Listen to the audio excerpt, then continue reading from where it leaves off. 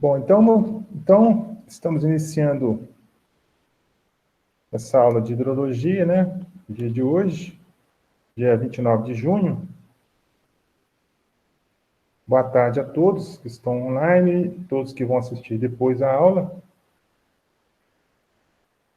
E eu já vou aqui compartilhar com vocês a tela, né? Vou compartilhar a tela aqui.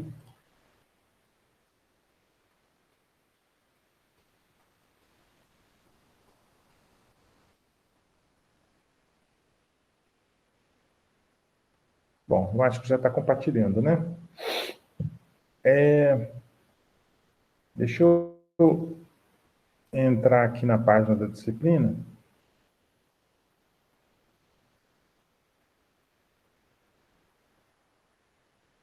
Vamos ver aqui.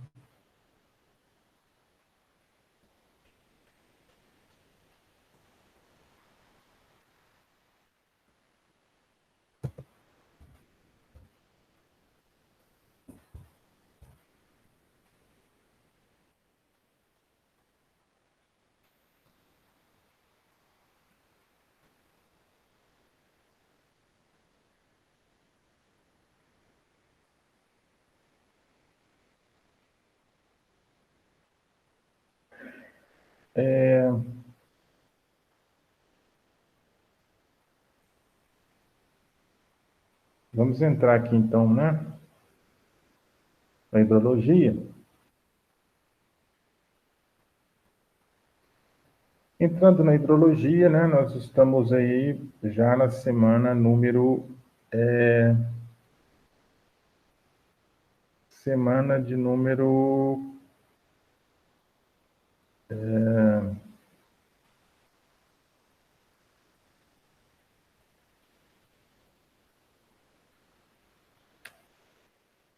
12, né? Semana número 12. Então, nós estamos aí na semana 12 e nós temos ainda, tem a semana 12, 13, 14, 15, 16. Vai até a 16ª semana, né? Aí, dia 6 de agosto, encerra o semestre. 6 de agosto, né? Então, nós estamos na 12ª, depois vem 13ª, 14ª, 15ª e 16ª. Peraí, não. 12, 13, 14, 15, 16. 17, né? Então, 17. Se bem que a última semana é semana de prova final, né? De conteúdo mesmo até a última semana de julho, né? Última semana de julho, nós vamos ter aí, né? O fechamento, né? Do semestre, né? Bom, então, para essa semana agora, né, nós temos aí o assunto armazenamento de água no solo, né? Nós já falamos sobre velocidade, sobre evaporação e evapotranspiração, infiltração. Nós falamos também de... O que mais? Nós falamos de precipitação, né?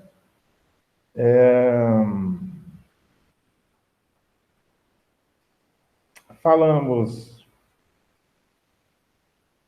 basicamente desses aspectos aí. Bom, então na 12ª semana tem armazenamento de água no solo, tá? Armazenamento de água no solo. Então vamos lá.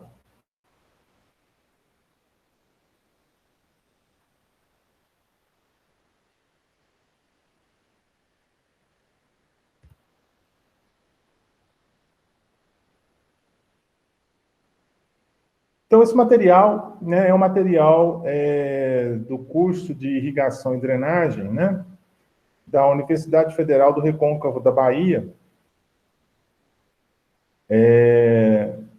que está facilmente aí disponível na internet, né? Só você entrar com isso aí, com essas informações aqui, ó.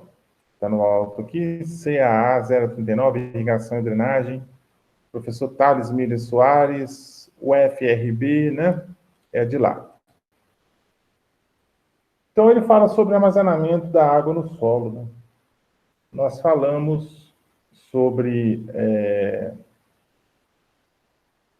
a evaporação e evapotranspiração, a infiltração, né? E quando a água infiltra no solo, ou ela vai escoar no solo, né? Fazendo escoamento de base, que a gente fala, escoamento subterrâneo. Tem também o escoamento subsuperficial, a percolação, e com a percolação nós teremos o armazenamento. A água vai descendo no perfil do solo, chega nos chamados aquíferos. E os aquíferos, o aquífero artesiano e o aquífero freático, né? Bom, vou voltar aqui. Então, aí tem uma representação do solo como reservatório de água, tá? Representação do solo como reservatório de água. Então, nós temos, nesse ponto que está mostrando aqui no alto, né? Vocês estão me ouvindo bem?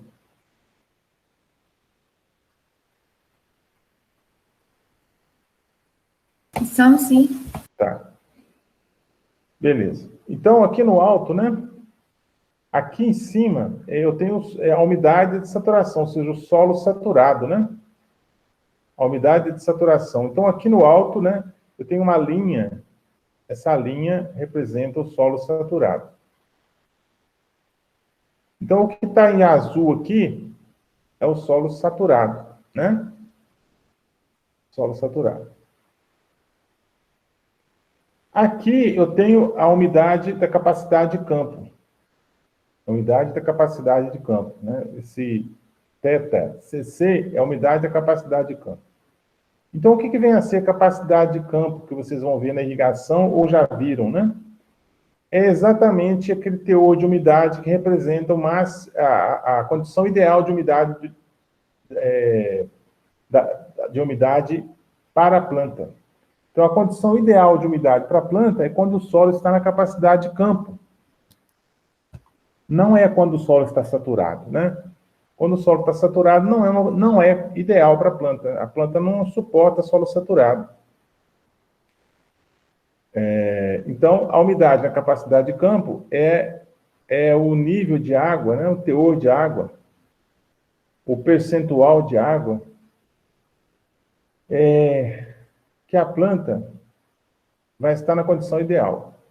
É a condição ideal para ela. Então, no caso da irrigação, por exemplo, a gente sempre busca, né, levar a umidade do solo para essa capacidade de campo. Então, quando a gente consegue, né, aplicando água no solo, levar essa umidade até a capacidade de campo, é o ideal para a gente, tá? Eu não vou aprofundar muito nisso não, porque vocês vão ver isso em irrigação, ou já viram, né? Ou já viram irrigação, não sei como é que tá aí, como que é, se a irrigação vem antes, se a irrigação... Acho que a irrigação vem depois da hidrologia, né? Provavelmente, né? Pela lógica, seria isso, né? Então, assim, lá na irrigação vocês vão ver com mais profundidade isso aí.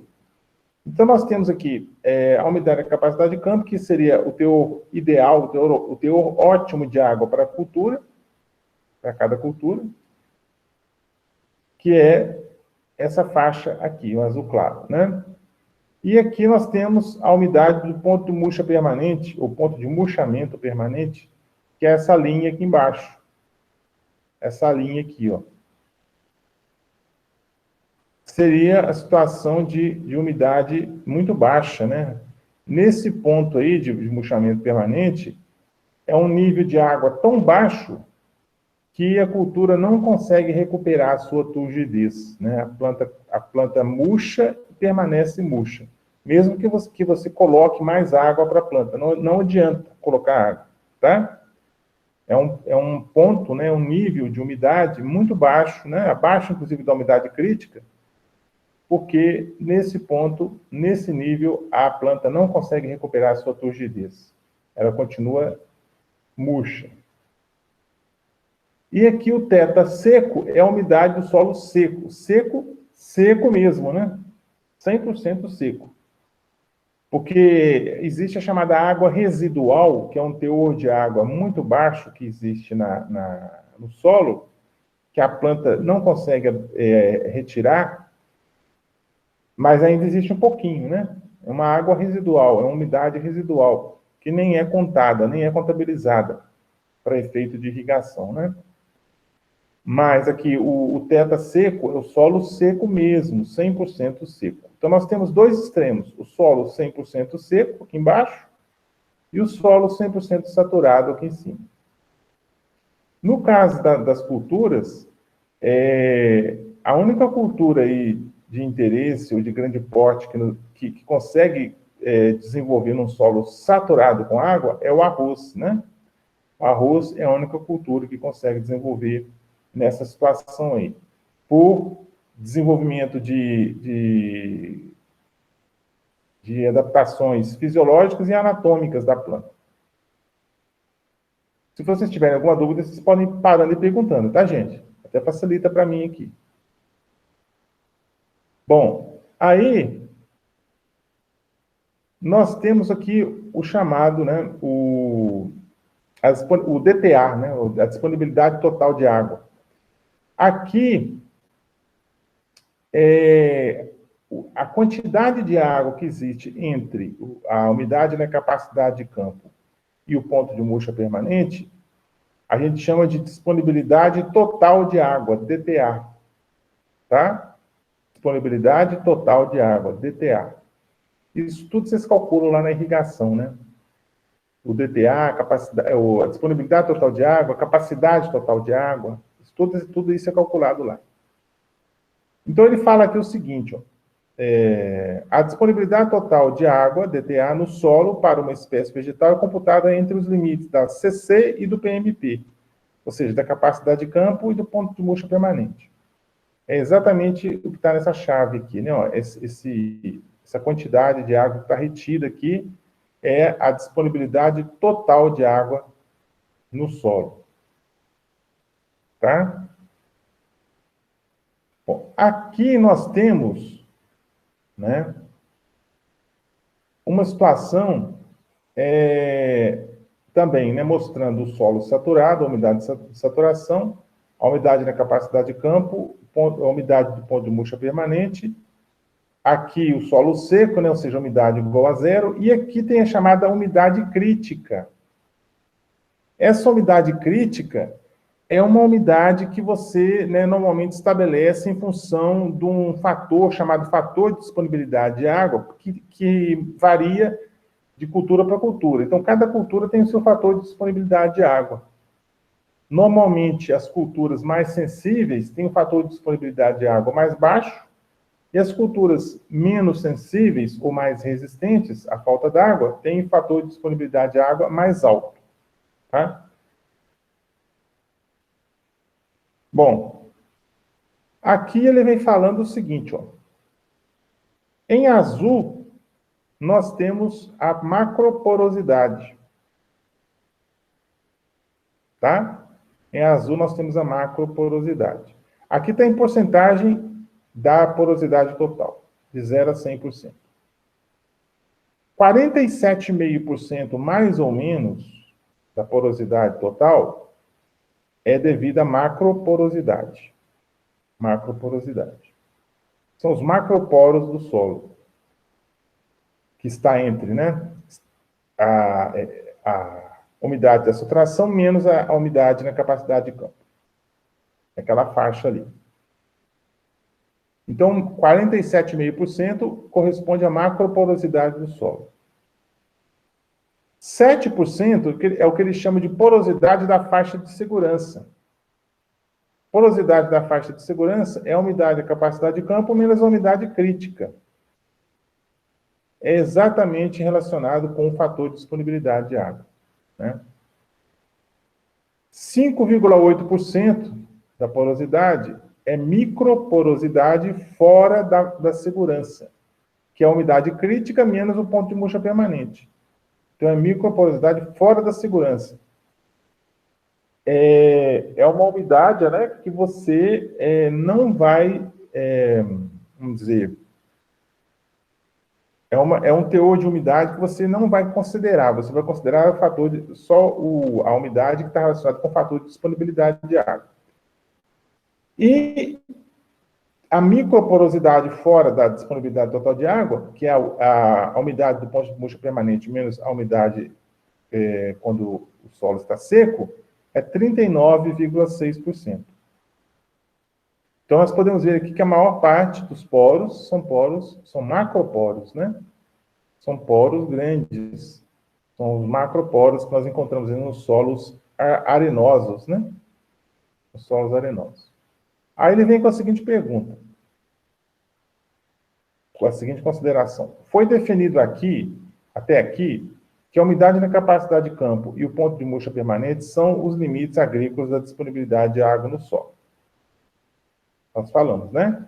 A umidade da capacidade de campo e o ponto de murcha permanente, a umidade e o ponto de murcha permanente são os limites agrícolas da disponibilidade de água no solo. Mas o que é a umidade na capacidade de campo e a umidade do ponto de murcha permanente? Aí ele vem falando, né, ó, capacidade de campo. Então ele dá uma definição aqui, ó. A umidade na capacidade de campo é o nível de umidade do solo que representa a máxima retenção de água nos microporos. Tá? Também pode ser definido assim. É aquela quantidade de água, né, máxima que eu vou conseguir reter nos microporos.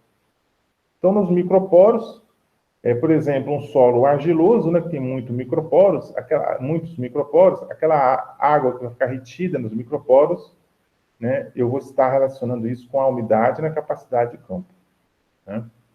Assim, logo após cessar a drenagem de uma camada de solo saturado, todos os macroporos estarão livres de água e todos os microporos estarão preenchidos com água. É exatamente o que acontece. Tem um cachorro latindo aqui, ele descobre a hora da aula e começa a latir para atrapalhar, né? Como sempre, né? Cachorro do vizinho aqui. É bravo. Então é o seguinte. Depois que terminou a drenagem do solo, por exemplo, choveu, né? Depois que choveu, essa água infiltrou no solo, depois que drenou essa água da chuva, os macroporos também vão estar livres de água, vão estar sem água. Os macroporos vão estar sem água. Mas os microporos terão água. Isso é fácil de ver porque quando você observa um solo arenoso, né? O solo arenoso, ele fica seco muito mais rápido, ele seca muito mais rápido do que o solo argiloso. O solo argiloso, ele demora mais para ficar seco. Ele mantém mais a umidade, né? O problema é que esse processo de fim da drenagem e estabelecimento de um nível de umidade na capacidade de campo, é algo mais teórico, simbólico, que real. Pois, na verdade, a drenagem interna no solo pode durar inúmeros dias e é difícil de mensurar. A drenagem, realmente, ela continua, mas, assim, num processo bem mais lento, né? A umidade, a drenagem, né? Ou seja, o escoamento da água ali dentro do solo, levando essa água para as camadas mais profundas, ou mesmo fazendo essa água florar aí em nascentes, etc., isso vai acontecendo ao longo do tempo. Vai ao longo do tempo, o processo continua, né? Por mais lento que seja. Por outro lado, essa visão da umidade de capacidade de campo tem um forte sentido didático e é para diminuir a subjetividade do conceito. E para diminuir a subjetividade do conceito, para fins agrícolas e, sobretudo, de irrigação, a umidade de capacidade de campo é frequentemente atrelada a uma energia de retenção correspondente a 10 kPa para solos arenosos e 33 kPa para solos argilosos. Aqui está entrando muito na irrigação, até porque a disciplina é de irrigação, né? Esses slides aqui são de uma disciplina de irrigação. Mas tudo bem, vamos tentar explicar aqui. O que acontece? A umidade na capacidade de campo, quando eu vou determinar essa umidade da capacidade de campo, num solo arenoso, eu vou aplicar no solo arenoso uma tensão de 10 kPa. 10 kPa, que vai dar 0,1 atm, né? Ou seja, 1 metro de coluna d'água, mais ou menos. A tensão, né? Menos 1, né? Porque tensão então é negativo. E no caso do solo argiloso, 33 kPa. 33 kPa ou 3,3 metros por coluna d'água ou 0,33 atm. No laboratório eu faço isso. Eu coloco, né? Tem um equipamento lá que eu consigo imprimir naquela amostra de solo a tensão que eu quero, né? Que ele chama aqui de energia de retenção, que é a tensão. Eu consigo imprimir vários valores de tensão de água no solo. No arenoso, menos, no argiloso, mais. É assim que é feito no laboratório de física do solo, né? Aí ele fala assim, ó, mas atenção, nas condições de campo, o valor da tensão na umidade e capacidade de campo pode ser bem diferente. Vários autores citam que no Brasil são comuns valores de umidade e capacidade de campo associados a tensões de 8, 6 e 5 kPa. Tá? Então, existe uma variação aí, né? Se você olhar nos livros de irrigação, principalmente, eles vão falar nesses valores, 10 kPa e 33 kPa, para o solo arenoso e argiloso, respectivamente. Mas podem existir variações aí, tá? Pode variar um pouco. Aí ele sugere que vocês leiam, né? Esse artigo aí, ó, redistribuição da água e capacidade de campo em latossolo amarelo distrocoíso, nessa revista Magistra, né? Nessa revista Magistra de 2014, né? Tá aí o endereço, né? Vocês podem depois clicar no endereço aqui, ó. Se você clicar aqui no endereço, se ele vai levar para lá. Tá aí, ó. É o trabalho aí, né? Tá aí o artigo, né? Para quem quiser ler depois, tá? Ele vem falando aí, ó. Tá bom? Então vamos voltar aqui, né? Deixa eu voltar aqui, voltar.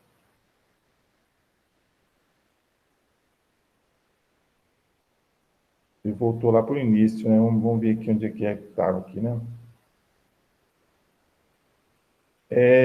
Tá, beleza. Aí, como definir a capacidade de campo?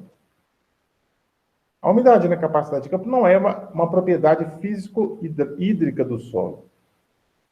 É sim um conceito arbitrário, sem regra clara e sujeito à subjetividade. Isso porque é muito complicado definir o exato momento em que cessa o movimento de drenagem interna de água no solo. Foi o que nós falamos, né? Quando termina a drenagem interna, a partir daí que você começa a contabilizar a umidade na capacidade de campo. Então é difícil você determinar isso, né? Esse momento que cessa o movimento de drenagem interna. Para solos de textura mais fina, né? Para os solos que têm a textura mais fina, o que vai acontecer? Né? Para solos de textura mais fina e para solos com camadas subsuperficiais de menor permeabilidade, é maior a subjetividade para definir o instante em que o movimento da água é negligenciado, ou seja, você pode deixar de lado o movimento da água, né?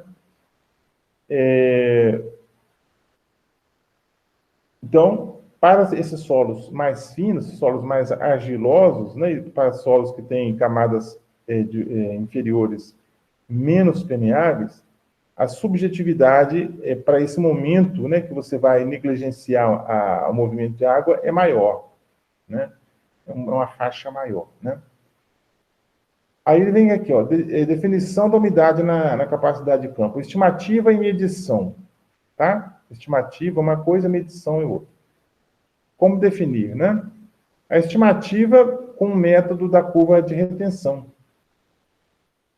A curva de retenção é uma curva, né, que você pede para o laboratório fazer para você, o laboratório de física do solo faz, justamente para você fazer o seu manejo da sua irrigação, né?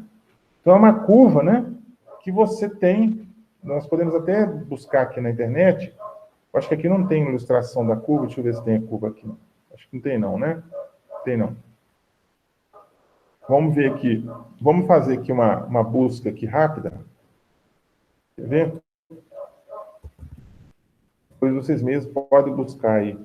Aí nós podemos já adiantar alguma coisa aqui, né? Curva de retenção de água no solo.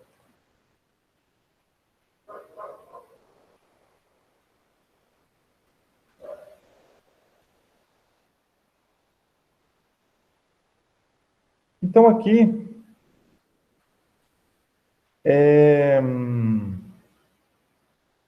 vamos clicar aqui.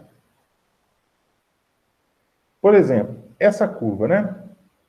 Olha só. Nós temos aqui essa curva aqui, ó. A umidade volumétrica, né, que é dada em centímetro cúbico por centímetro cúbico, e aqui a tensão de água no solo, que é dada em kPa. E aqui a curva, tá? Nesse caso aqui, é uma parábola, né? Uma parábola. Aí vem aqui a umidade volumétrica é igual a 0,83 vezes o potencial matricial, que eu vou explicar o que é, elevado a menos 0,5018. O R2 aqui deu 0,99, então deu um R2 excelente, né? Então, o que acontece? Então, esse cachorro está me tirando a concentração. Brincadeira. É difícil. Ó, a umidade, né, dada em centímetro cúbico por centímetro cúbico, a umidade volumétrica, ela, em função do potencial matricial. O que é o potencial matricial? O potencial matricial é o potencial de umidade que nós temos devido à matriz do solo, ou seja, devido às partículas de solo que existem ali, né? Existe o potencial matricial, o potencial total, o potencial gravitacional, o potencial de solutos, né? Os próprios solutos presentes no solo, como os adubos, os elementos químicos presentes no solo, imprimem ao solo também um potencial, né?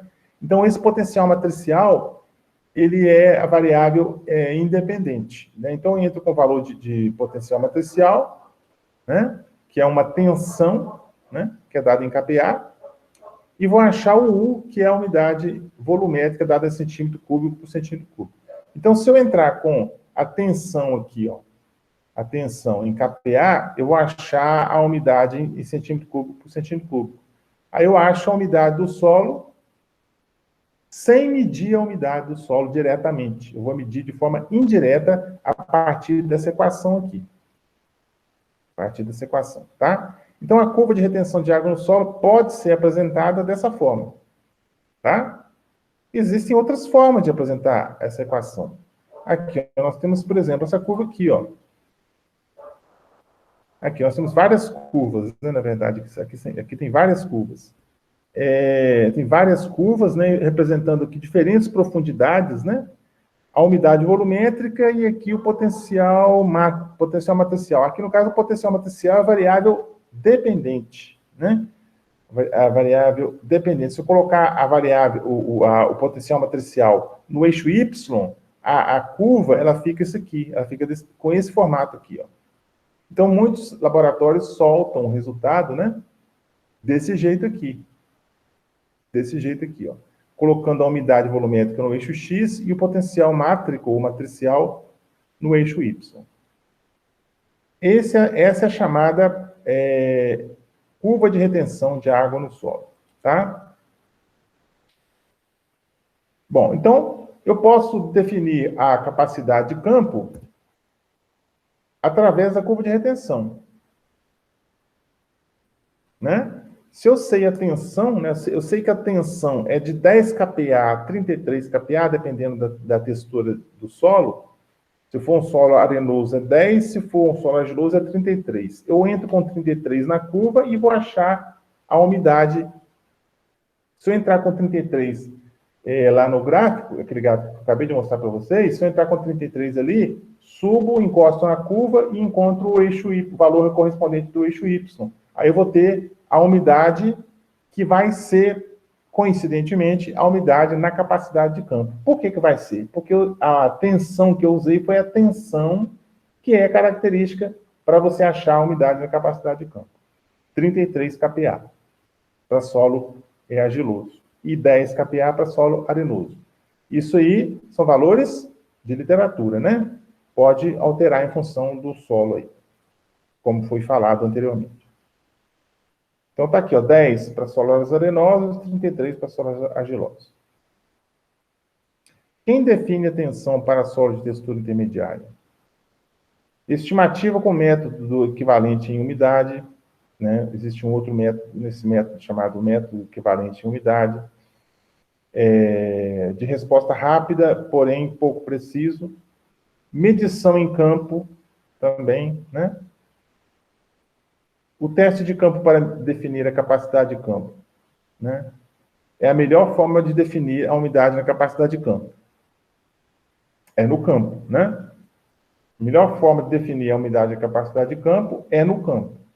Como que eu vou fazer? Eu vou confinar uma área do solo com 2 metros de diâmetro,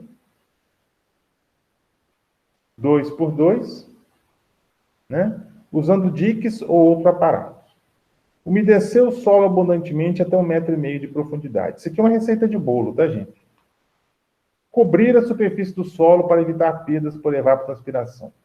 Avaliar a umidade nos intervalos, 12 horas, por exemplo, em camadas de 1 a 20 até a profundidade Z de interesse. Normalmente, a profundidade que a gente usa na irrigação é a profundidade efetiva do sistema radicular, né? Vamos dizer que a profundidade efetiva do sistema radicular é 60 centímetros. Então, você vai avaliar até 60 centímetros, né?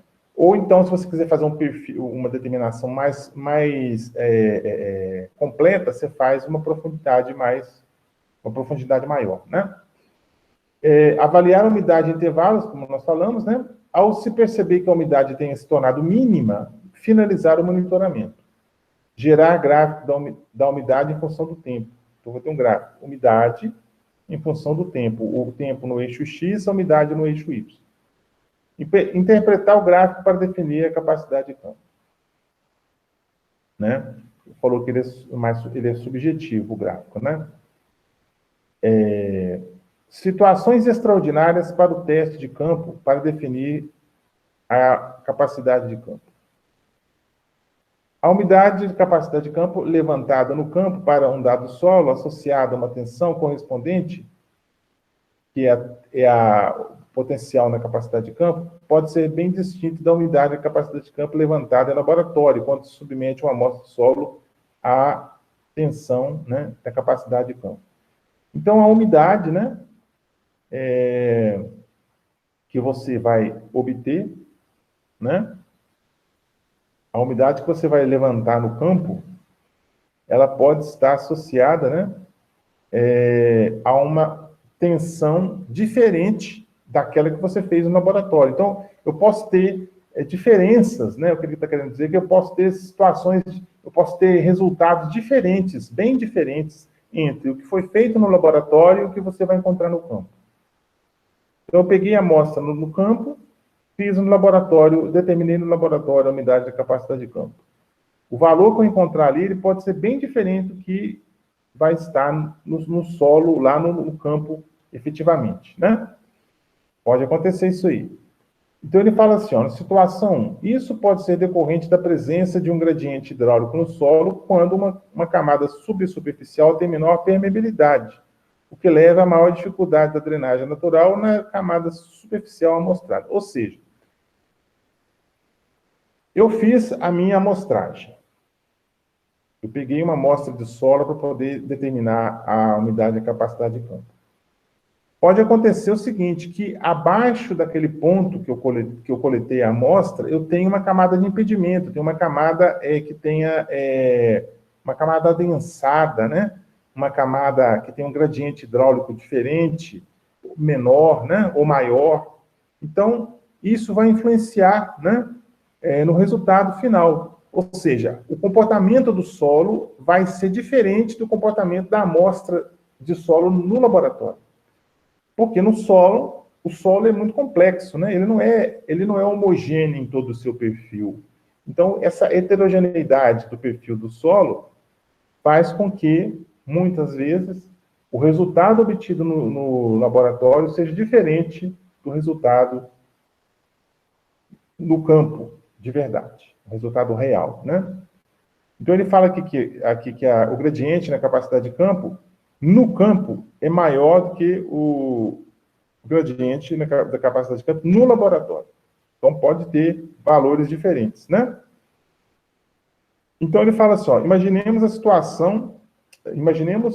a saturação e livre drenagem nas camadas de 0 a 25 e de 25 a 50 em dois tipos de solo. Então, eu tenho dois tipos de solo aqui. Solo sem estratificação na condutividade hidráulica, de 0 a 25, de 25 a 50, eu peguei duas camadas. Então, não tem estratificação, né? Ou seja, é um solo homogêneo, né? E aqui embaixo, solo com camada superficial mais permeável que a camada subsuperficial. Então, a camada superficial do solo é mais permeável, né? A camada de 25 a 50, que é a camada mais profunda, ela é mais impermeável, tem menor permeabilidade. Então, é um solo heterogêneo, né? O perfil dele é heterogêneo, né? O de baixo, né? O exemplo de baixo, o perfil é heterogêneo. Então, o que ele fala? Solo saturado em ambas as camadas, né? Então, aqui, o que ele fez? Ele pegou, né? Ele pegou, primeiro, né? O que está em cima é o solo sem estratificação, o solo homogêneo, e de baixo o solo heterogêneo. Então, o que vai acontecer no solo homogêneo? Primeiro, eu vou ter um solo saturado em ambas as camadas. Por exemplo, está chovendo, né? Está chovendo incessantemente, o solo está ficando saturado, aí saturou todo o perfil do solo, de 0 a 25, de 25 a 50. Depois que terminou o período de saturação, né? Aí eu vou ter uma drenagem intensa na camada superficial. Parou de chover, aí começa a drenar. A água vai drenando, a camada superficial vai ficando mais seca, né? A camada mais profunda ainda está úmida, né? Aí eu vou ter depois a drenagem em ambas as camadas, nas duas camadas, e finalmente ambas as camadas vão estar na capacidade de campo, com a umidade na capacidade de campo. Isso é o que vai acontecer com o solo homogêneo. Solo homogêneo, tá? Agora, no solo heterogêneo, né? Primeiro, eu vou ter o solo saturado, igual ao de cima, solo saturado em ambas as camadas. Depois, uma drenagem prejudicada na camada superficial. A drenagem vai ser prejudicada na camada superficial, por quê? Porque existe uma camada abaixo dela que é impermeável. Então, se existe uma camada de impedimento aqui embaixo, o que eles chamam de PAN, né? Camada que é um PAN, esse PAN aqui embaixo, essa camada impermeável, ou camada adensada, né? Uma camada densa, uma camada com alta densidade, baixa permeabilidade, a drenagem da camada superficial de 0 a 25 vai ficar prejudicada, ela vai ser menor. A velocidade de drenagem vai ser menor e a quantidade de drenagem vai ser menor. Finalmente, né, eu vou ter o quê? Que a drenagem é insuficiente para atingir a capacidade de campo, né? Então, a drenagem vai ser insuficiente. Ainda vai ter muita água, né? Vai ter muita água. Essa água ainda está acima, né? O teor ainda está acima da capacidade de campo. Ou seja, está acima do desejável para a cultura, né? Então, o valor acima. E depois, bem depois, né? A drenagem, a umidade atual, né? A umidade atual em ambas as camadas vai estar maior do que a umidade na capacidade de campo. Então, o que acontece? No frigir dos ovos aí, como conclusão, se eu tenho um solo e esse solo apresenta uma camada impermeável, uma camada com baixa permeabilidade, principalmente uma camada mais na subsuperfície, né? Não que não seja uma camada superficial, uma camada mais abaixo, essa camada mais abaixo, que é mais impermeável, tem menor permeabilidade, eu vou ter dificuldade de chegar essa umidade na camada superficial. A umidade na capacidade de campo, ela raramente vai ser conseguida. O que significa isso na prática, na área agronômica, por exemplo? Eu vou ter um solo que raramente vai estar drenado adequadamente na parte superficial, que é onde vão ficar as raízes. Então, a planta vai ter dificuldade de desenvolver, né? Eu vou ter uma cultura ali que vai estar sempre com as raízes no local com água em excesso. Então, as raízes vão ter dificuldade para desenvolver, porque a raiz precisa de ar, né? Ela precisa de água e precisa de ar. Se eu tenho muita água, está faltando ar, então as raízes vão crescer com dificuldade, né? Eu estou afogando as raízes, vamos falar assim, né? Entre aspas. Estou afogando as raízes ali naquele local. Então, essa camada adensada, ela dificulta a drenagem da água e, consequentemente, a chegada da umidade na capacidade de campo. Tá? Então, fica difícil, né? Aí eu tenho que entrar com o quê? Com drenagem. Eu tenho que fazer, literalmente, tem que fazer drenagem no solo. Tem que construir drenos para fazer com que aquela água ela seja drenada e a camada que a cultura vai utilizar, as raízes da cultura vai utilizar, que essa camada fique livre com um teor de umidade próximo à capacidade de campo. No máximo, né, a capacidade de campo. Olha só aqui, ó. Um exemplo de infiltração de água no subsolo em um solo com mudança estrutural acentuada, né? O corante azul indica o fluxo de água através da superfície arenosa e infiltração deficitária na camada argilosa subsuperficial. Isso remete ao fato de que a umidade média na camada superficial do solo é maior do que a capacidade de campo, mesmo após a drenagem. Então, olha que interessante essa foto, né? Essa foto é uma foto aí americana. Americana? Não, esse site aqui é da Austrália, né? Esse aqui deve ser... Deixa eu ver, vamos clicar aqui, vamos ver para onde que ele vai. Tem um artigo que vocês podem acessar depois, está em inglês, né? A U me parece que é Austrália, né? Deve ser Austrália. Depois vocês dão uma olhadinha aí no artigo, né? É Austrália mesmo, exatamente. Universidade do Oeste da Austrália. Então, é um estudo interessante que eles fizeram aí. Deixa eu voltar aqui. E vai voltar lá para o primeiro slide, não tem problema não. Vamos descer aqui, né? Vamos descer aqui que a gente vai lá no de interesse para a gente.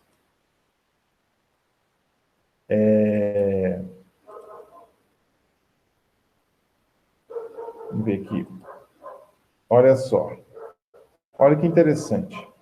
Essa foto é desse artigo aqui, né? Então, eles usaram corante azul na água, né? E aplicou água no solo. Então, o que aconteceu? Olha a dificuldade da água infiltrar no solo. Ela começou a infiltrar. Quando ela chegou aqui embaixo, encontrou um pan aqui, uma camada impermeável, uma camada com dificuldade na sua permeabilidade, ou uma permeabilidade baixa, uma compactação, por exemplo. O que aconteceu com a água? Ela escoou lateralmente, ó.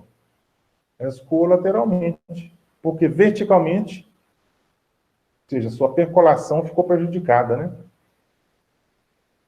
É interessante isso, né? Porque se você... Imagina só uma planta crescendo, as raízes da planta crescendo aqui. Quando ela chegar aqui nessa camada impermeável, ela não vai desenvolver. As raízes não vão desenvolver.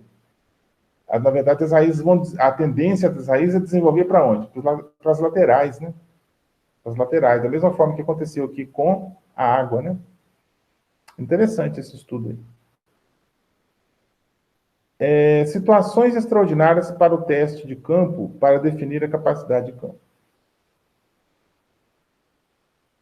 Situação 2. Quando se instala um sistema de drenagem artificial, né, que eles chamam aqui de drainage pipes ou tile, né, então, são tubos de drenagem, né, e aqui o fluxo para o dique principal, né, o que vai drenar a água para fora da área. Então, eu tenho aqui, o que eu tenho aqui? Eu tenho os drenos, né, os tubos de drenagem. O que vai acontecer? Vai acontecer exatamente esse formato aqui, ó, o lençol aqui embaixo, ele vai ficar com esse formato aqui, ó, essa curva aqui, ó. Próximo dos tubos de drenagem, o lençol fica mais baixo, ou seja, fica mais profundo, e no meio, entre dois drenos, eu tenho o quê? Uma altura maior do lençol. Então, o lençol não fica retinho aqui, o nível do lençol não fica retinho, fica encurvado aqui. Ó. Mas o importante é o quê? Que eu já liberei aqui em cima a área para as raízes crescerem. Então, eu tenho aqui em cima uma cultura, que não fala qual é, né? E aqui eu tenho, né? As raízes desenvolvendo bem. Imagina se não tivesse esses tubos de drenagem aqui. Aqui estaria cheio de água, as raízes não iam desenvolver e a planta não ia crescer nesse local. Né? Então, peraí, esqueci de explicar aqui. Ó, quando se instala um sistema de drenagem artificial, o objetivo é ser retirar do solo a água gravitacional dos macroporos, né? Então, partindo de um solo com lençol freático raso, a atuação do sistema deveria deixar o solo em umidade com capacidade de campo. Né? Se você clicar aqui, você vai lá para o artigo, né? A Universidade de Minnesota, né? Universidade de Minnesota. Aí, ó, tem aí um trabalho aí, né? A foto, né? A foto, na verdade, eles tiraram daqui, né? Vamos voltar lá.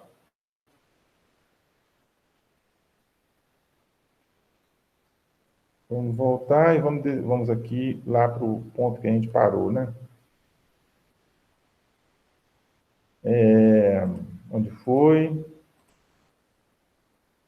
Aqui, né? Então, eu coloquei os drenos e vou fazer a drenagem da água gravitacional, que é a água que está nos macroporos, né?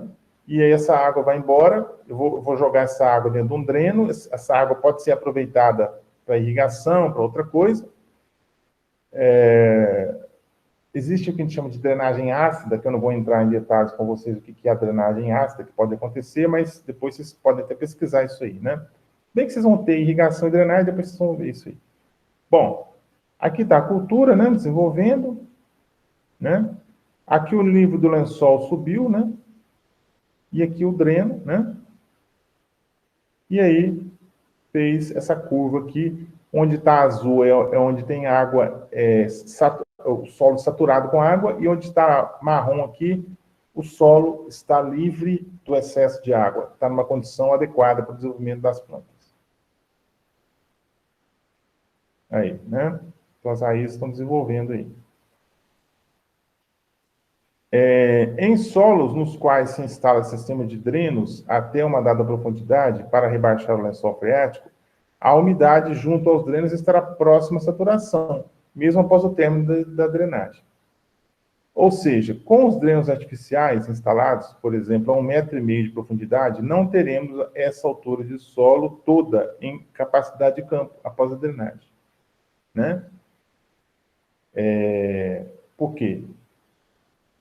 Eu vou ter somente próximo, né, à superfície. Né? Somente nos pontos mais próximos à superfície poderemos ter solo em capacidade de campo. E próximo ao dreno ele vai estar, né, mais saturado. Isso remete ao fato que a umidade média no perfil do solo é maior do que a umidade da capacidade de campo, mesmo após a drenagem, tá? Mas o que vai acontecer? Você não vai cultivar a 1,5 m de profundidade, né? As raízes, é claro que pode ter raízes a 1,5 m de profundidade, a gente sabe disso, né? Porque normalmente a gente irriga o quê? A gente irriga só a profundidade efetiva do sistema radicular, que é onde tem 80% do volume das raízes. Mas abaixo daquela... Vamos dizer que a profundidade efetiva do sistema radicular da cultura seja de 60 centímetros. Ou seja, 80% do volume das raízes estão até 60 centímetros. Abaixo de 60 centímetros, a 80 centímetros, 90 centímetros, 1 metro, 1,5 m, ainda existe raiz. Mas o volume é muito pequeno, então não tem problema, não influencia, né? Não tem influência nenhuma sobre isso aí. Então, a 1,5 m de profundidade, eu vou ter raiz, mas um volume bem inferior, bem menor, né? Que não é o volume de interesse na irrigação para mim.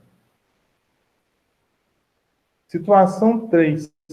Quando se faz cultivo em recipientes e se submete o solo à metodologia da capacidade de campo em campo, ou seja, saturação seguida de drenagem livre no solo envasado.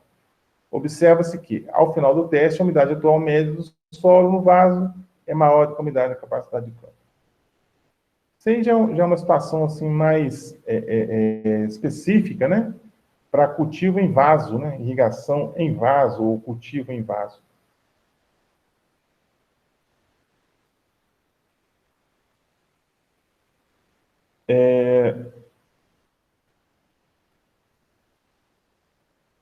Bom, aí vamos passar aqui para, né? Está falando do vaso.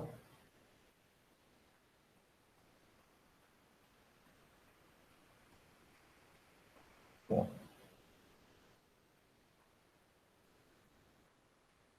nós vamos fazer o seguinte, gente. Eu vou dar um intervalinho agora, um intervalinho mais cedo hoje, porque o intervalo normalmente é 2h30, né? Agora são 2h14. Eu vou dar um intervalinho agora de 10 minutos, mais ou menos, e aí a gente volta, né? A gente volta com o assunto ainda, tá? Então vamos dar um intervalinho aí, né? Vamos dar um intervalinho e aí a gente retorna com vocês com o assunto, tá bom? Então vamos dar um intervalinho para tomar água aí. Oi, pois não? Tá ok? Então vamos dar um Ok. intervalinho. Ok, né? Então vamos dar um intervalinho aí e a gente retorna já já. Né? Tomar uma Coca-Cola ali e aí a gente retorna. Deixa eu localizar aqui o material e aí a gente retorna, né?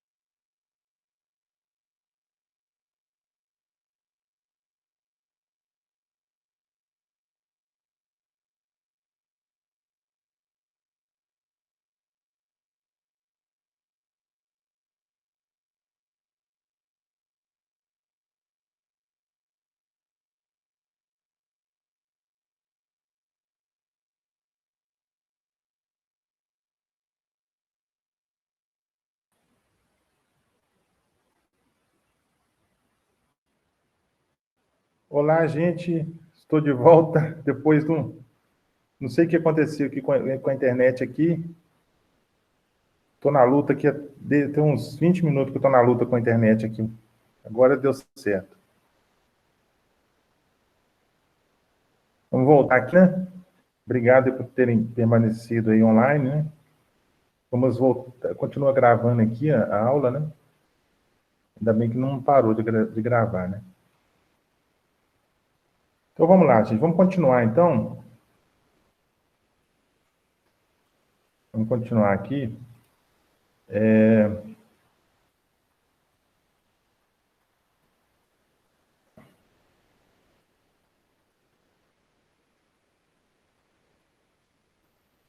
eu ver aqui. Ok aqui, né?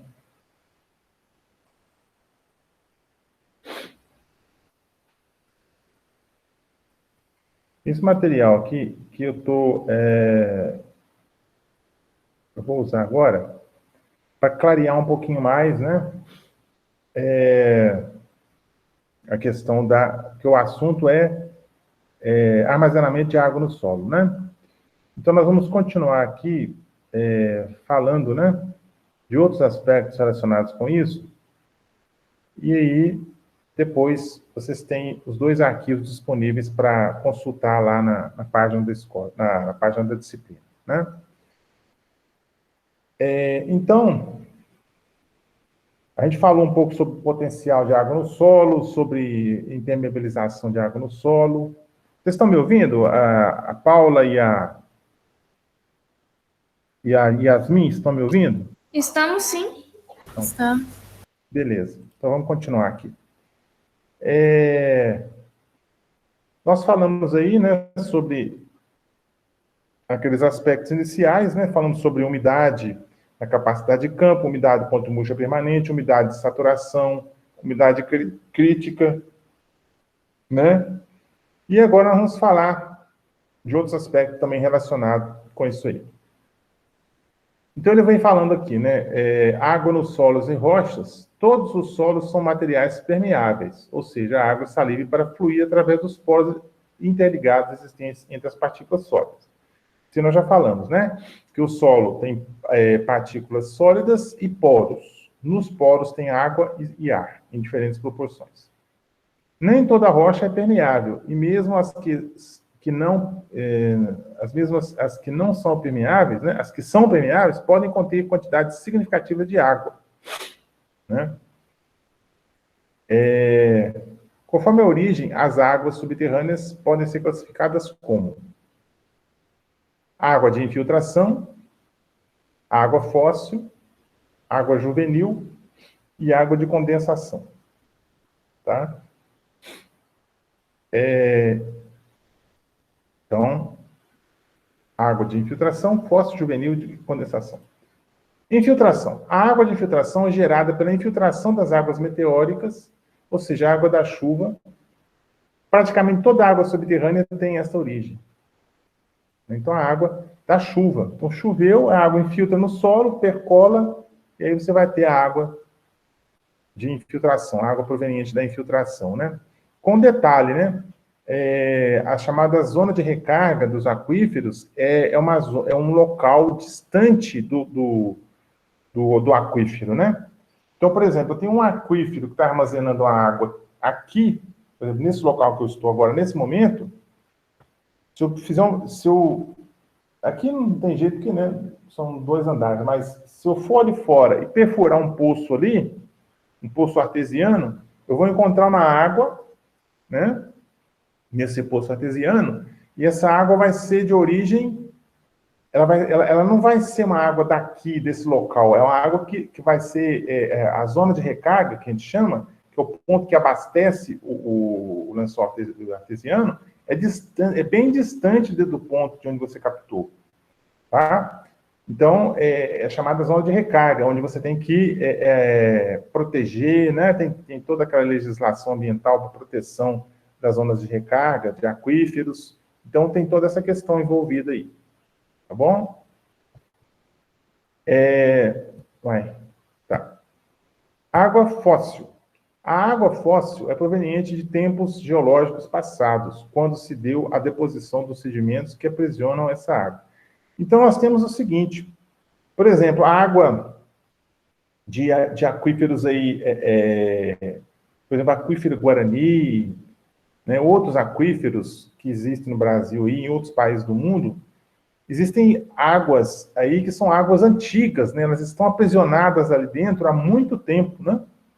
Então, é um armazenamento que está acontecendo ali há centenas de milhares de anos aí acontecendo, né? Esse armazenamento da água aí. A chamada fóssil tem tempo com que essa água está armazenada nesse local. Então aí, ó, né? Ele está mostrando aí no caso da Líbia, né? Da Líbia, alguns locais, né? Com água, né? Lá no país, nesse país aí que fica no norte da África, né? Então, aqui, ó, está mostrando a Antártica, né? Antártica, no caso, Polo Sul, né? Tem o Polo Sul, né? E aí está mostrando, né? Se você fizer em determinado local lá, a 2,2 milhas,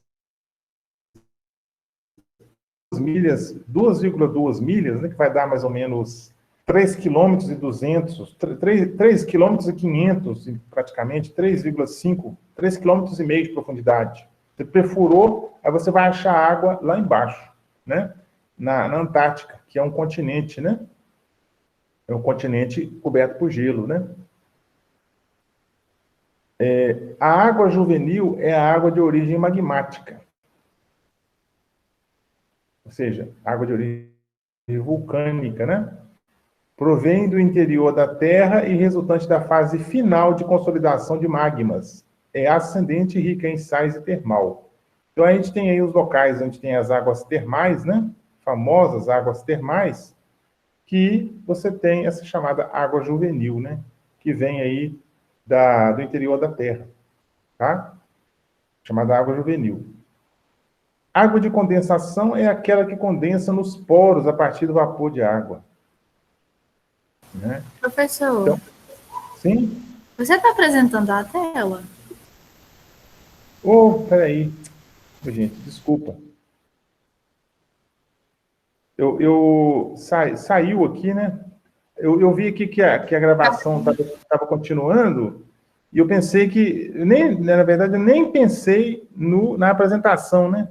Eu pensei que ela já estava automaticamente já apresentando, mas não está, não. Deixa eu clicar aqui, ó. Desculpa aí, gente. Obrigado por ter falado aí. Por nada. Acho que agora vai dar certo. Vamos ver aqui. Vamos ver se vai abrir aí, né?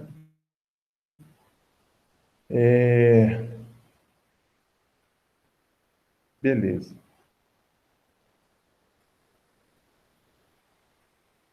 Então, agora acho que foi, né? Zonas da água. Zonas da água. Zona vadosa ou zona de aeração é a região entre o lençol freático e a superfície do terreno. Está preenchida por ar atmosférico e contém pouca água, na forma de umidade. Esta camada do solo é importante na purificação das águas que se infiltram, atuando como filtro, como zona de oxidação de matéria orgânica e de retenção de uma gama variada de metais pesados. Então, essas zonas da água, o pessoal usa muito isso numa situação de tratamento de dejetos, né? Tratamento de efluentes. Eles tratam a água, ou tratam o dejeto, por exemplo, o esgoto, e lançam essa água tratada, esse efluente tratado, no solo, né? E usam o solo como filtro, né? É muito polêmico isso, né? Porque eles usam o solo como filtro e o solo vai retendo esse restante contaminação, dessa poluição que existe no material, vai ficando retido no solo, né? E o solo, teoricamente, teria condição de, com o passar do tempo, ir degradando essa matéria orgânica ou esse material contaminante com o passar do tempo, né? Então, assim, eles usam muito isso, tá? Usam esse procedimento, né, de lançar um dejeto tratado numa camada de solo para fazer com que essa camada de solo seja um filtro, para purificar mais. Lá no final, ou seja, lá embaixo, sair praticamente só água, né? E os contaminantes, os poluentes ficarem retidos no perfil do solo. Dentre eles, a gente pode ter matéria orgânica, metal pesado, né? Então, está aqui, ó, a zona vadosa, né? A zona de saturação, zona vadosa. Aqui a franja de capilaridade, a tábua, né? A mesa de água, né? E aqui, o termo em inglês mesmo, a tradução mesmo, eu não sei não, é water table, né? Que seria uma mesa de água, um tabuleiro de água, uma coisa assim. E aqui o fluxo da água subterrânea, né? O que acontece? Então, dentro da água subterrânea, na zona de saturação, existe fluxo, né? A gente não deve pensar nessa água como uma zona estática, não. É claro que existem aquíferos que são estáticos, né?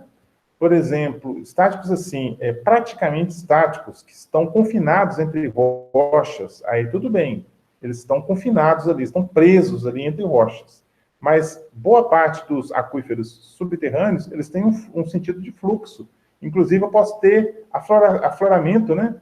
Afloramento de aquífero aqui, ou, por exemplo, os olhos d'água, ou as nascentes, são exatamente isso, ó, afloramento de um aquífero, né? A gente pode ter isso aí, ok? Bom,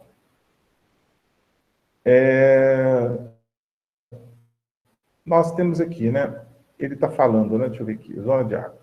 Nessa zona de água ainda, né? Nessa zona, a água ocorre na forma de películas aderidas aos grãos do solo. Solo muito fino tende a ter mais umidade do que o solo mais grosseiro. Nós já falamos sobre isso. Solo arenoso, solo geloso, né?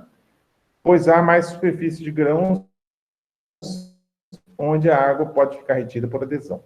Então, nós temos aqui os espaços porosos ocupados por ar e água, a zona não saturada, o nível freático, a zona saturada. A água preenche todos os espaços porosos. Na zona de aeração, podemos distinguir 3 regiões, né?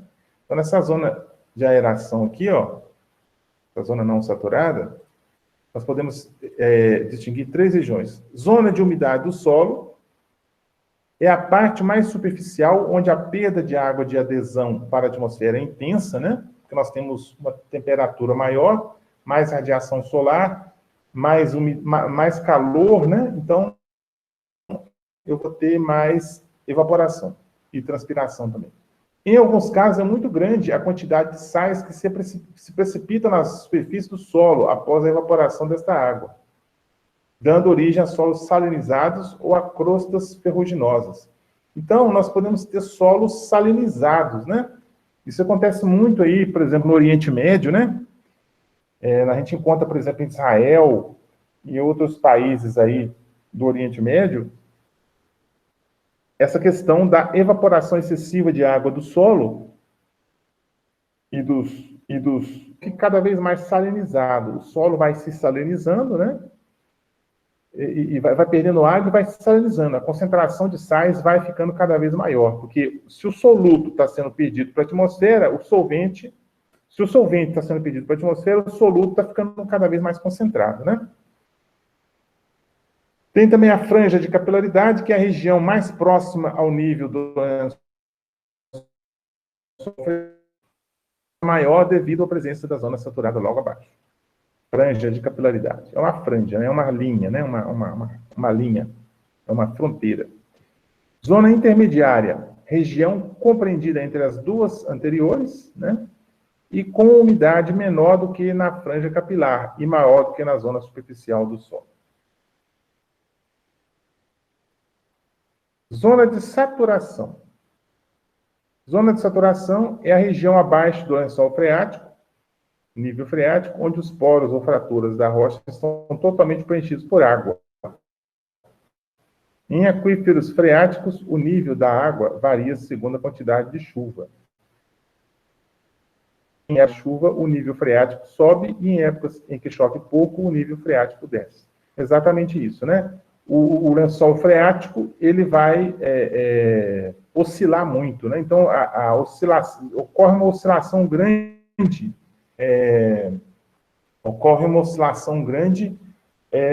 do nível de água do lençol freático. Ao contrário do aquífero artesiano, né? O artesiano oscila menos, né? O nível d'água do aquífero artesiano oscila menos do que no freático. O freático é mais vulnerável, né? Mais suscetível às oscilações do meio externo, vamos falar assim. Se choveu mais, se choveu menos, né? Então tá aí, ó. O nível freático, né? A franja capilar, a zona de umidade do solo, a zona intermediária e a zona saturada.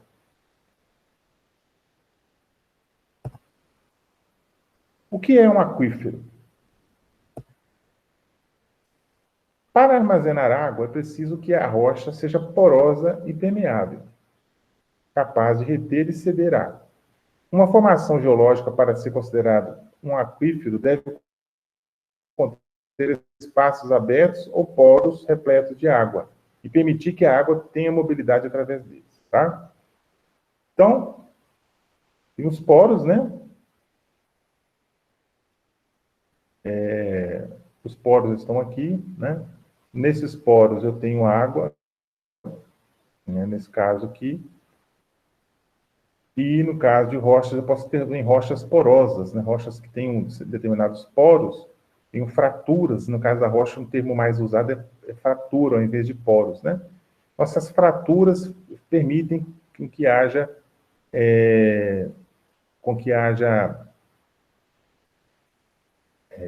movimentação de água aqui, né? No caso do superior aqui, ó, ocorre movimentação de água, né?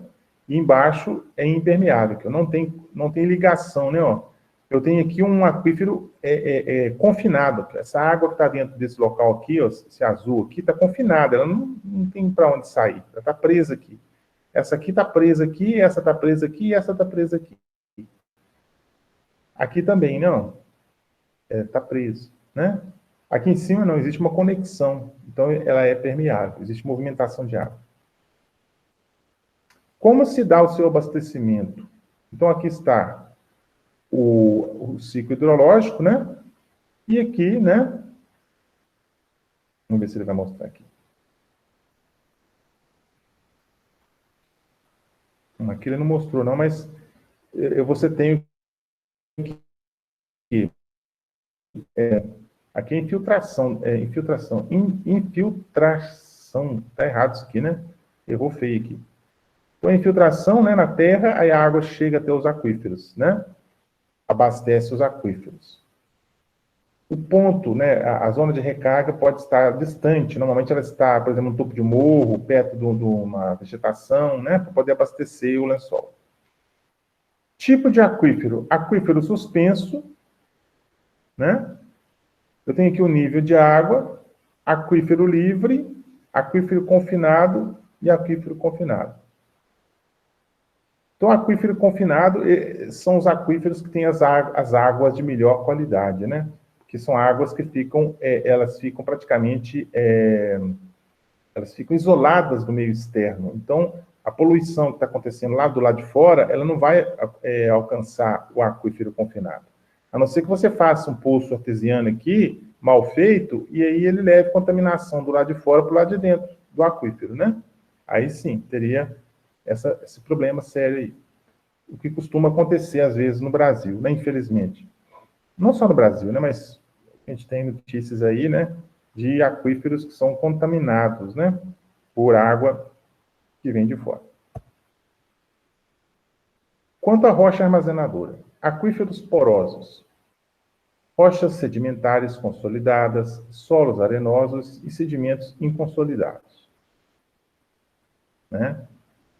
Eu vou ter os aquíferos porosos, eles vão ser formados exatamente por isso, por rochas sedimentares consolidadas. Você deve ter visto em alguma disciplina rochas sedimentares, magmáticas e metamórficas, né? Solos arenosos e sedimentos inconsolidados. Aquíferos fraturados ou fissurados, associados a rochas ígneas e metamórficas. As rochas ígneas são as rochas magmáticas, né? Ígneas ou magmáticas e metamórficas. Aquíferos kársticos são formados em rochas carbonáticas. Rochas que têm muito carbonato. Água no solo. Água no solo. Nós temos a água no solo pode se apresentar de diferentes maneiras, né? Ela pode se apresentar de diferentes maneiras. Água livre ou gravitacional, capilar, higroscópica e absorvida. Então, livre ou gravitacional, capilar e higroscópica. Água livre ou gravitacional é aquela que não consegue ser mais retida pelos grãos sólidos e circula nos solos. Pode estar em equilíbrio hidrostático ou fluir sob a ação da gravidade ou de outros gradientes de energia. Então, a água gravitacional é aquela água que vai escoar livremente nos poros do solo.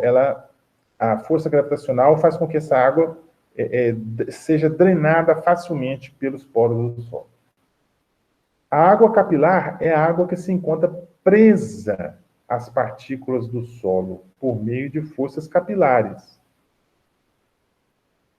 Por que se chama capilar? Porque tem a ver com capilar, vem de cabelo, né? Então, são os poros que são fininhos, fazendo uma associação com fio de cabelo, né? Então, aqueles poros extremamente pequenininhos, com diâmetro pequeno, com tamanho pequeno, a água vai escoar nesses poros fininhos aí. Então, existe uma força chamada força capilar, devido a esse pequeno tamanho dos poros, né? Então, essa água ela se eleva pelos interstícios capilares formados pelas partículas sólidas, devido à ação das tensões superficiais nos contatos ar-águas sólidas, oriundos a partir da superfície livre da água. Isso aí é fácil de ser observado, por exemplo, se você chegar num rio, né? Você chega no rio e observa na margem do rio, ali onde a água está batendo ali no barranco ali no rio, né? Você vai ver que acima do nível da água está no rio, existe uma camada totalmente úmida. Existe uma camada úmida. Essa camada úmida, como que ela ficou úmida se o nível da água está mais abaixo? É porque a água subiu, por incrível que pareça, a água subiu devido a essa força capilar, essas tensões que existem ali, faz com que a água suba, né? É como se fosse um canudinho, você chupando um canudinho, né? Tomando um suco através de um canudinho, você está chupando o canudinho. Então, a água, o suco, ele sobe. No caso dessas forças capilares, é exatamente isso. É uma força que acontece ali, fazendo com que a água suba e umidifique essa camada acima do nível da água do rio, chamada água capilar. Essa película de água sobre o grão sólido tem espessura variada e pode migrar de um grão para o outro, saindo de um com espessura maior para um com espessura menor. Esta água capilar pode ser retirada pelas raízes das plantas, mas não movimentada pela gravidade. Então, as plantas podem absorver essa água, tá? Ao contrário da água residual, ou água residual, chama... exatamente, água residual. Ao contrário da água residual, que não pode ser absorvida pelas raízes, a água capilar pode ser absorvida. A planta pode aproveitar essa água, né? Pode absorver pelas raízes. As máximas atingíveis. Pedregulhos, poucos centímetros. Areias, 1 a 2 metros. Siltes, 3 a 4 metros. Argilas, dezenas de metros. Então, as argilas, né? A força, né? A altura capilar numa argila pode chegar a dezenas de metros, por exemplo, 10 metros, 20 metros. A água pode subir 20 metros, 10 metros numa argila, né? Força capilar que existe ali, porque na argila eu tenho microporos, né? Os poros são muito pequenos, mas muito pequenos, porque o tamanho das partículas também é muito pequeno. Então, a distância entre uma partícula, uma micropartícula daquela e uma outra micropartícula, a distância é pequenininha. Então, forma um poro ali muito pequeno, que é chamado microporo. Então, vai acontecer o quê? A subida da água através dos microporos, né? E aí pode chegar até dezenas de metros. Os pedregulhos são muito mais grosseiros, que seria a outra ponta, né?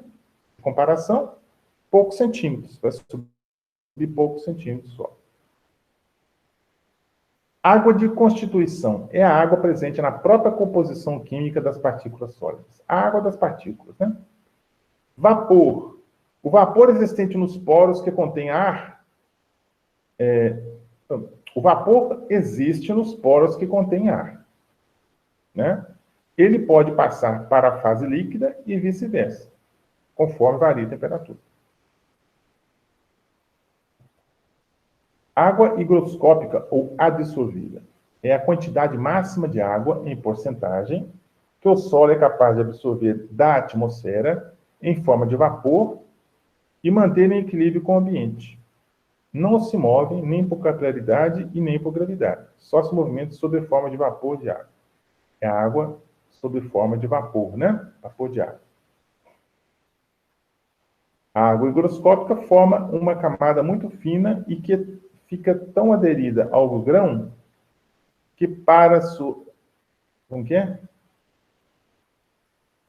A água higroscópica forma uma camada muito fina, né? E que fica tão aderida ao grão que para sua retirada é necessário o aquecimento acima de 100 graus centígrados, né? O solo que possui apenas água higroscópica é um solo aparentemente seco. Então, é uma água que não vai ter muita serventia, né? Água adsorvida, né? Ou adesiva, adere às partículas dos solos finos devido à ação de forças elétricas desbalanceadas na superfície dos argilominerais. Está submetida a grandes pressões, comportando-se como sólido na vizinhança da partícula do solo. A quantidade total adsorvida varia entre 5% e 30% do peso do sólido adsorvente, podendo chegar excepcionalmente a 50% da água adsorvida pela partícula, né? Adsorvido significa em volta, né? Absorvida é quando ela vai para o lado de dentro. Então, a planta absorve com B, né? Ela absorve a água. Agora, eu tenho a chamada água adsorvida, que fica em volta das partículas do solo. Uma vez que os compostos adsorvidos concentram-se sobre a superfície livre do sólido, quanto maior for essa superfície por unidade de peso sólido, tanto mais favorável será a adsorção. Transporte de poluentes. São inúmeros os fenômenos que controlam o transporte de contaminantes em meios porosos, onde o contaminante considerado é a massa de alguma substância dissolvida, movendo-se no meio fluido, ou com este, água, nos vazios do meio poroso, solo, seja ele saturado ou não. Advecção é o mecanismo de transporte ocasionado pelo fluxo de água, uma vez que, com o deslocamento da água, os contaminantes presentes na mesma se movem na direção das linhas de fluxo, com uma velocidade que, em princípio, é igual à velocidade média da água e sem alterar sua concentração na solução. Então, a advecção é o mecanismo de transporte que vai ser ocasionado pelo próprio fluxo da água. Então, o fluxo da água vai transportar, né, alguma substância, algum soluto, né, algum contaminante, por exemplo. É chamada advecção. Aí já fala da dispersão por difusão molecular, né, que a gente não vai entrar nesse aspecto aí. A dissorção é o processo segundo o qual o soluto adere à superfície dos sólidos devido às forças de atração aí existentes. é um dos processos mais importantes no controle de qualidade das águas. Permeabilidade, né, é a propriedade que o solo apresenta de permitir o escoamento da água através dos seus vazios, de um ponto de mais alta energia para um ponto de mais baixa energia. A famosa permeabilidade, né? Permeabilidade da água no solo. Aí tem a lei de Darcy, né? Tem a ver com a permeabilidade, a famosa lei de Darcy. A vazão vai ser o K, que é o coeficiente de permeabilidade, vezes o H, que é a diferença entre o nível de entrada e saída da água, dividido por L, que é o comprimento da amostra, vezes o A, que é a área da amostra. Amostra, no caso do solo, né? Não vem ao caso aqui agora para nós falar da lei de Darcy, né? Exemplificar, dar exercício, não é o nosso objetivo aqui. Fatores que influenciam a permeabilidade. Estamos chegando já no finalzinho, né? Então, os principais fatores que influenciam no coeficiente de permeabilidade são: quais os fatores que influenciam na permeabilidade? Granulometria, índice de vazios, composição mineralógica, estrutura, fluido e temperatura. Tá? São esses aí. Valores típicos de coeficiente de permeabilidade. Aí vem, né, o solo e o coeficiente, dado em milímetro por segundo, então em centímetro por segundo. Tem aí desde pedregulho grosso até argila, siltosa e argila. Né? Então lá, ó, pedregulho grosso vai até 1000 milímetros por segundo. E areia, a argila siltosa ou a própria argila, 10 elevado a menos 5 milímetros por segundo. Então, você vê que a diferença é brutal, né? A permeabilidade num pedregulho é gigantescamente maior do que numa argila, né? Se bem que eu peguei os dois extremos, né? Só para poder caracterizar bem. No pedregulho é muito grande o coeficiente de permeabilidade e na argila é muito baixa. Então, a permeabilidade, o coeficiente de permeabilidade na argila é baixíssimo, né? Muito baixo. Então, na argila tem dificuldade a permeabilidade ela é baixa, tem dificuldade dessa água movimentar na argila, né? E aí vem a bibliografia, né? As bibliografias que ele usou aí. Bom, então, gente, nós terminamos por hoje, né? Esse conteúdo aí. Nós vamos deixar para vocês aí os dois arquivos, né? Já estão, né, lá na página da disciplina.